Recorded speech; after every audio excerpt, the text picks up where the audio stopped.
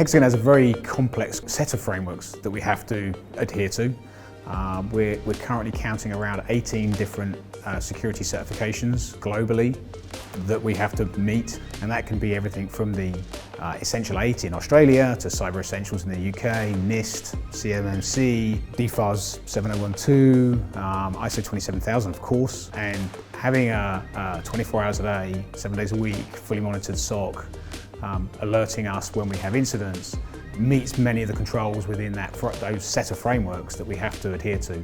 We've changed fairly recently from a divisional security approach to a global approach, and that's the One Hexagon approach. So we have an architecture and engineering team, a governance, risk and compliance group, a security operations team, and an application security team. Over that last few years, we've slowly replaced technologies with standardized solutions across the entire organization. So we now have one server-side EDR, one endpoint EDR and configuration, one network detection and response tool, one external MSSP SOC, and all the processes that are building up around that now are being standardized as well. So within the growth of our organization and the standardization of our technologies and support tools, one feature that we had a mismatch in was our SIEM and SOC. And so we set about a process to standardize that, and we quickly decided that the right approach would be a managed service by a provider, and eSenseye was successful in that process through a selection process. And really that's helping us drive down the 24/7 monitoring, 24/7 alerting on our networks, and really help solidify our team. And it's enabling us to really move our processes much closer and closer to the technology, and so that we can standardize them. And what we're trying to do is not necessarily reduce the spend, but it's optimize the spend and put better spend into places where we need it. And that's giving us the ability to really create a much more holistic approach across all of Hexagon. eSenseye is part of that journey, and building a SOC team is a big complex problem with highly skilled resources that are great desirability on the market space.